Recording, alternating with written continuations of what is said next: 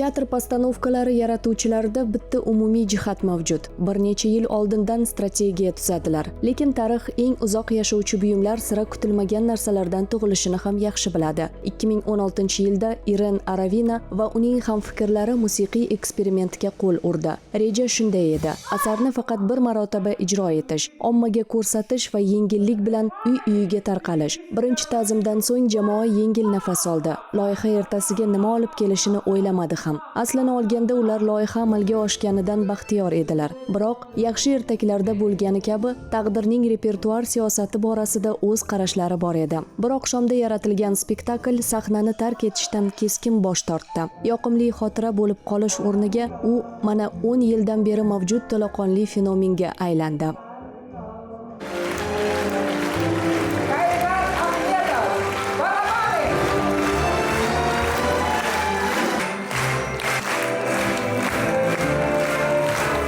Цветы от министра культуры и информации Аиды Балаевой.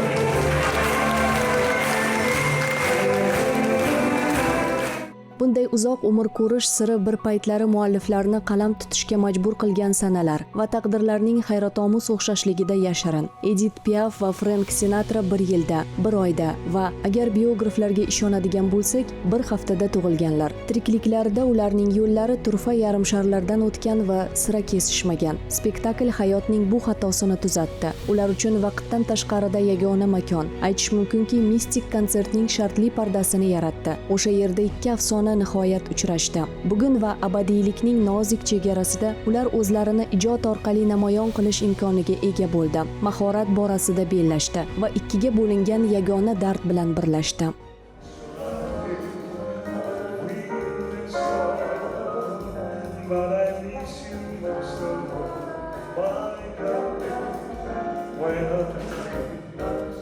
Каждым разом я все счастливее на этом спектакле, потому что он действительно с каждым Har показом... gal bu spektaklda o'zimni yanada baxtliroq sezaman, chunki u darhaqiqat har namoyishda hayratga soladi. 10 yil ichida artistlar juda o'zgardi. Ular yanada yaxshiroq bo'ldi. Bu tabiiy jarayon, yanada teranroq, yanada boyroq. Faqat musiqiy drayv hissi bilangina emas, balki psixologik teranlik bilan. Men bu spektaklni juda yaxshi ko'raman va har safar undan katta zavq olaman. Bu ehtimol men rejissyor o'laroq huzur tuyadigan yagona spektakl bo'lsa kerak. O'zimning spektaklim.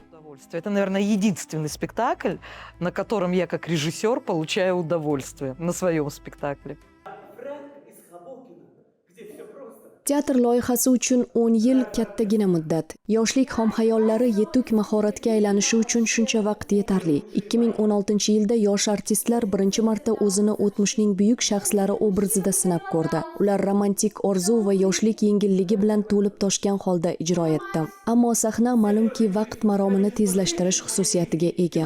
Специально для вас, эксклюзивно, уникальный номер «Тело против закона физики».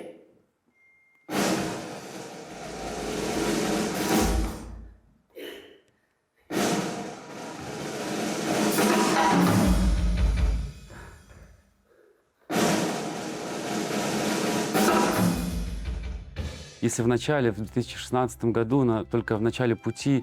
Agar avval 2016-yilda spektakldagi rolimni orzu kabi yengillik bilan ijro etgan bo'lsam, bugunga kelib o'zimning 40 yoshimda shuni aniq tasavvur qilamanki, artist bo'lish aql bovar qilmas mehnat. Chunki faqat taqdirga yozilganlarga nasib qiladigan kasb. Aslo daromad topish manbai emas. Shu bois bugun oradan 10 yil o'tib bu spektaklda o'zim uchun tushunarli ijro etishga imkon qadar harakat qilaman. Menga bu rolni o'ynash juda yoqadi. Очень нравится играть эту роль.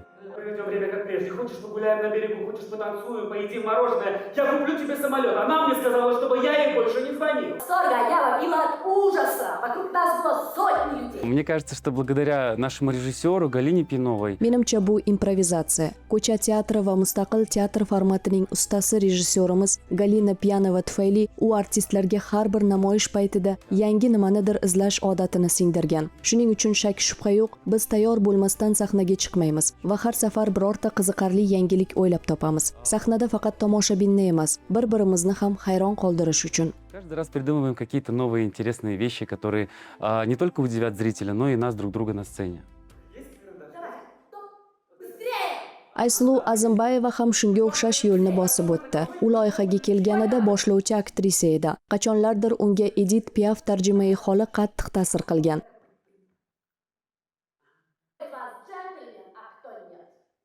Shu yillar mobaynida uning shaxsiy xazinasi o'nlab boshqa rollar bilan boyib bordi. Fransuz xonandasining murakkab qismatini esa o'ta teran angladi. Uning ulg'ayish tajribasi hayratlanarli darajada spektakl syujeti bilan kesishgan. Я думаю, за эти 10 лет моего театрального опыта я становлюсь... O'ylaymanki, o'tgan 10 yilda teatrdagi tajribam Edith Piafga, uning spektakldagi rivojlanishiga o'xshab, jarayondan yangi nimadir o'rganishdan iborat bo'ldi. Ko'cha qo'shiqchisi bo'lgan paytlarida dunyo yulduziga aylanganida qanday tajriba orttirgani haqida. Я начала играть этот спектакль, когда мне было 28. И было так Bu интересно. spektaklda rol ijro etishni boshlaganimda yoshim 28 da edi. Bu juda qiziq edi. Nima uchun odamlar o'zgaradi? Qanchadir vaqt oralig'ida boshqa odamga aylanadi. Ba'zida bu o'zgarishlar unchalik yaxshi yoki ijobiy bo'lmaydi. Go'yo hammasi yaxshi bo'ladi, biroq yaxshi bo'lmasligi ham mumkin. Hayot davom etadi. Mana shu 10 yil ichida juda ko'p qiziqarli va ijobiy voqealar, dramatik va muammoli vaziyatlar bo'lganini aniq kuzatish mumkin. Ular bizni hozirgi qiyofamizga, ayni damdagi holatimizga keltiradi. Shu bois, albatta Edith Piafning murakkab hayoti men uchun hozirda 10 yil ilgarigidan ko'ra ko'proq tushunarli. Сейчас понимается лучше, чем это было 10 лет назад.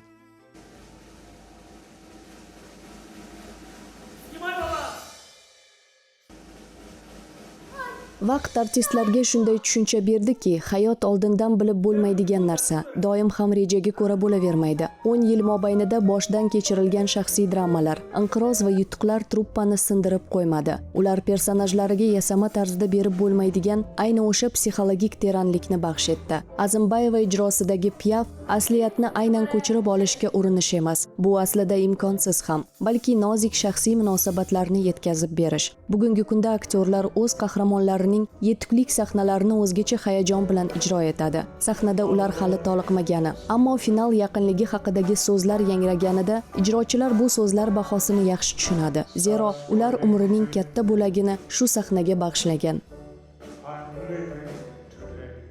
Baxtiyorlar kuylaydi asari asosida tovush kompilatsiyasi va sayqallashning benuqson sintezi yotibdi. Sahnada butun oqshom davomida g'aroyib Jazz House nomli Big Band turadi. U iste'dodli qozog'istonlik jazmenlardan iborat. Mazkur orkestr ijrochilar bilan bir xilda nafas oladiganga o'xshaydi. Ular har qanday sur'at, ohang yoki shakl o'zgarishiga zudlik bilan munosabat bildiradi. Har bir chiqishni sof improvizatsiyaga aylantiradi. Artistlar e'tirof etishicha, gohida musiqiy bo'ron keyingi soniyada ularni qayerga olib ketishini o'zlari ham bilmay qoladi. Musiqa ularga real vaqtda o'z qahramonlari tarjimai holidagi yashirin faktlarni xayolida aylantirib ko'rishga yordam beradi. Piaf vokal partiyasini ijro etuvchi Iren Aravina bunga romantik bo'lsa-da, ilmiy izoh topadi.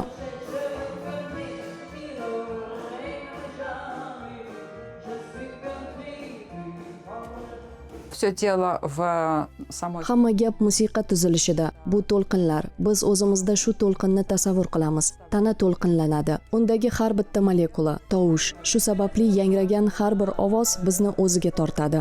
И поэтому все, что звучит, нас так притягивает.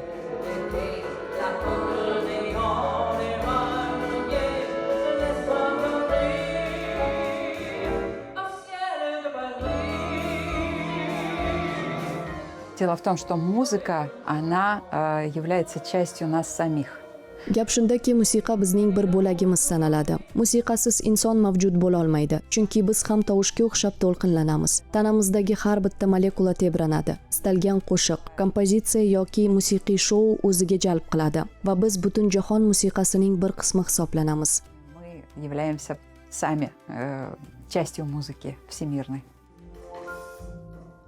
Sur la Baxtiyorlar kuylaydi postanovkasining ta'siri allaqachon odatiy kassabob omad doirasidan chiqqan. 10 yil ichida ushbu loyiha amalda Qozog'iston musiqali teatrida yangi yo'nalishni shakllantirdi. Bugungi kunda mamlakatning turli teatrlarida ommaviy ravishda yangi spektakllar paydo bo'lmoqda. Mualliflar ochiqchasiga shu postanovka tuzilishi jonli tovushni dramatik harakatlar bilan birlashtirish g'oyasidan mo'ljal olyapti. Loyiha bozorga musiqali spektakl, dastlab anglanganidek klassik myuzikl bo'lishi shart emasligi, o'zgaruvchan shaklga ega bo'lishi mumkinligini isbotlab berdi. Sanoatga ta'siridan tashqari, spektakl mavjudlik yillarida ich-ichidan sezilarli o'zgardi. Uning tuzilishi hech qachon qotib turmagan. Loyihaga muntazam ravishda chetdan taniqli musiqachilar taklif qilinadi. Jamoa maydonchani doimo o'zgartirib turdi. Yangi qo'shiqlar oldi. O'rni bilan qissago'ylik elementlarini qayta qo'yib chiqdi. Aynan mana tuzilishdagi o'zgaruvchanlik va o'zgarishlarga tayyorgarlik spektaklga shunchaki yashab qolish emas, balki o'z segmentida moda yaratuvchisi bo'lishga imkon berdi.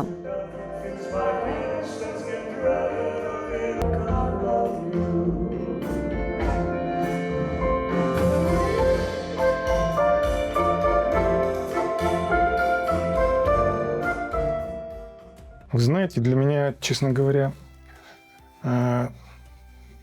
с одной стороны и удивительно, и неудивительно. Bilasizmi, men uchun rostini aytsam, bir tarafdan odamlar ushbu spektaklni ko'rish uchun 5-chi, 6-chi, hatto 10-chi marta kelayotganini ko'rish ham hayratlanarli, ham unday emas. Bu biz qo'shiq ijro etishimizga o'xshaydi. Odamlar qo'shiqni bir emas, bir necha marta eshitishni istaydi va mazkur spektakl tomoshabin sevadigan asarlar qatoriga kirdi va albatta, ta'kidlash kerak, bu spektaklda eng muhimi shuki, u musiqali, oddiy emas. Bu hatto myuzikl ham emas. Bu chindan ham musiqali spektakl. Hammasi sahnada yaraladi va yuz beradi. Hammasi bevosita tomoshabinlar ko'z o'ngida tug'iladi.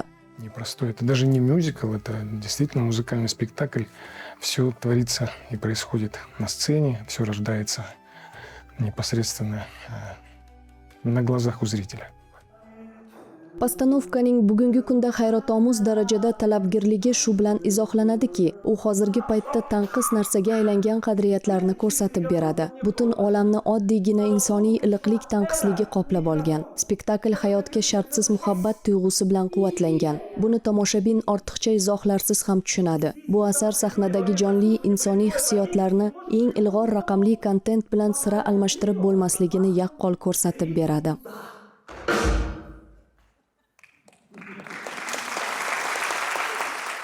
Потому что это живое, потому что живое не победит цифровой контент, это правда. А еще если это живое... Chunki bu jonli, chunki jonli narsani raqamli kontent yenga olmaydi. Bu haqiqat. Men necha martalab aytganman. Quvonch, baxt, hayotga muhabbat. Bular barchasi shu spektaklda bor va bunda jonli hayot ko'p. Asar muhabbatga to'la. Chunki bugun menimcha odamning odamga, odamning olamga, odamning hayotga muhabbati yetishmayotgan palla. Hozirda qo'rquv va tashvish juda ko'p. Bu spektakl esa o'sha muhabbat bilan quvvatlangan. Shunday tuyuladiki, Sinatra ham, Piaf ham ayni daqiqalarda tepadan turib bizni qo'llab-quvvatlaydi. Ular yashashni sevgan. Sinatra и Piaf все-таки нас очень в этом моменте поддерживают. Уж очень они любили жить. Syujet asosida ikkita murakkab shaxsiyat egasining taqdiri yotadi. Ular shon-shuhratning shafqatsiz yo'lidan o'tgan va juda ko'p dardlarni boshdan kechirgan. Edith Piaf yakka-yu yagona qizidan ayrilgan. Uning qismati o'ta og'ir va dramatik. Ammo uning aktrisa Aysulu Azimbayeva sahnada yetkazib berishga intilayotgan asosiy mohiyati barcha zarbalarga qarshi o'laroq hayotga yengil munosabatda bo'lish qobiliyatidir. Frank Sinatra o'z navbatida o'zini o'zi shakllantirgan qat'iy karyerachi qilib ko'rsatilgan. Tabiatan fenomenal vokal qobiliyatlariga ega bo'lmay turib, u maqsadiga erishish uchun tirishib ishladi va birinchi raqamli ovozga aylandi. Uning misolida spektakl tomoshabinga tushunarli fikrni uzatadi. Ya'ni har bir odam inqirozga duch kelishi mumkin, lekin o'zini qo'lga olishi va olg'a harakatlanishi shart.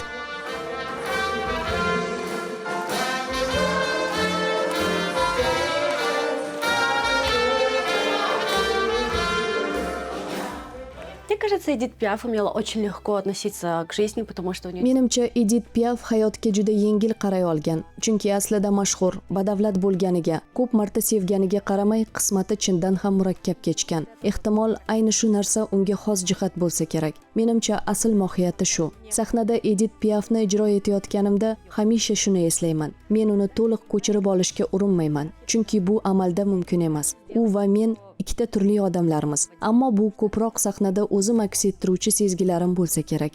Но это, скорее всего, мои ощущения ее, которые я передаю на сцене. Пришлось вернуться в Париж и просить помощи у Раймона отца. Как оказалось, уже сейчас я могу сказать, спустя много времени работы в театре, Hozirda buni aniq ayta olaman. Teatrda ko'p vaqt ishlaganim, hayotni kuzatish va sahnada real hayotni yaratish tufayli shuni tushundimki, amalda har bir inson qiyin bosqichlardan o'tadi. Bu uni yanada yaxshiroq qiladi. Baribir qanaqasiga olib qaramang, inson bo'lish uchun yaralgan va qaysidir pallada 30 yoshdami, 40, balki 80 yoshda yaratgan bilan suhbat oldidan u shuni tushunishi kerak. Men odamman va nimanidir noto'g'ri qilyapman. Shuning uchun Sinatra menimcha o'zini qo'lga olish va to'xtab qolmaslikning ajoyib misoli. кажется, очень классный пример того, как можно собрать себя и не останавливаться.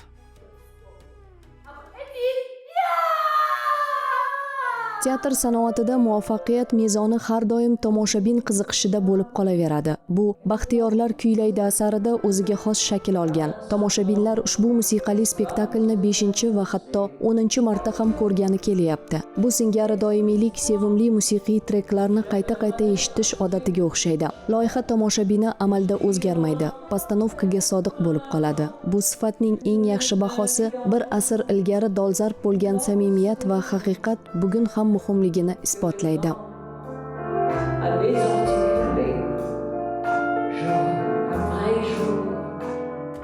Спектакль становится легче, ярче. Это уникальность счастливой. Spektakl yengilroq, yorqinroq bo'ldi. Bu Baxtiyorlar kuylaydi asarining o'ziga xosligi. Chunki u kattaroq, murakkabroq bo'lib qolmadi. Aksincha, tobora ko'proq parvoz qilayotgandek. Men shu o'zgarishni ko'raman. U havoday yengil, ehtimol havo yig'indisi kabi. Shunday havoki sizni boyitadi va ko'kka ko'taradi. Undan nafas olgingiz keladi. Menimcha bu mazkur spektaklning o'ziga xosligi. Дышать, в котором хочется дышать. Вот мне кажется, что это уникальность этого спектакля. Я первый раз в жизни пошла на бульвар. Bunday o'tib ketmaydigan qiziqish garovi o'ziga xos aktyorlik kimyosida hamdir. Sahnada hammasi bevosita zaldagilar ko'z o'ngida tug'iladi. Harakatni jonli jarayonga aylantiradi. Rejissyor va ham mualliflar avvaliga ikki buyuk shaxsga doir ikki xil voqeani ko'rsatishni o'ylagan. Ammo pirovardida tomoshabinlarning ko'pgina avlodiga qiziq bo'lib tuyulgan moslashuvchan tuzilmani yaratishdi. Buni 10 yil davomida qayta-qayta ko'rib, har bir kichik sahnani yodlab qolganlar va tomoshaga ilk marta kelganlar ham asarni birdek sevishi tasdiqlaydi. Spektakl hech kimni befarq qoldirmaydi.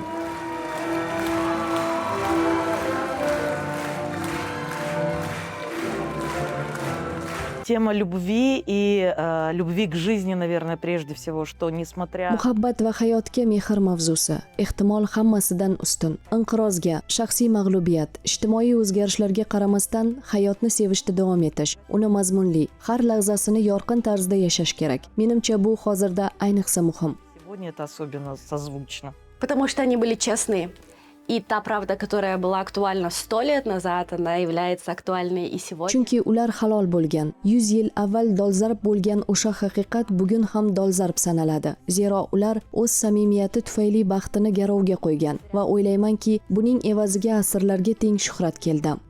Это отплатилось им просто славой в веках. И получается, ты попадаешь в историческое... Shunday ham bo'ladi. O'tmishning buyuk xonandasi sizdan bugun senga nima bo'ldi, qanday yashayapsan deb so'raganida tarixan hayratomuz sharoitga tushib qolasiz va sizga qanday kuylash kerakligi yoki qanday rivojlanish haqida maslahatlar beradi. Ya'ni bizning qahramonlarimiz va tomoshabin o'rtasida muloqot ketadi. Там развиваться, то есть идет диалог со зрителем наших героев. Не знаю, знал ли, думал ли Фрэнк Синатра о том, что он будет известен. Bilmadim, Frenk Sinatra oradan shuncha vaqt o'tib ham mashhur bo'lishini bilganmikan? Menimcha buning siri shundaki, hammasini chin yurakdan qilish va hech qachon taslim bo'lmaslik kerak. Sizga nima yoqishini bilish, uni topish va har gal mahoratga, ideal shaklga erishish, izlanishda bo'lish, hech qachon to'xtamaslik. Menimcha, faqat shu tariqa odamlar boshqalar xotirasida uzoq vaqt qola oladi. Идеальной формы, в поиске, быть в поиске, никогда не останавливаться. Мне кажется, только так люди могут остаться надолго в памяти других людей.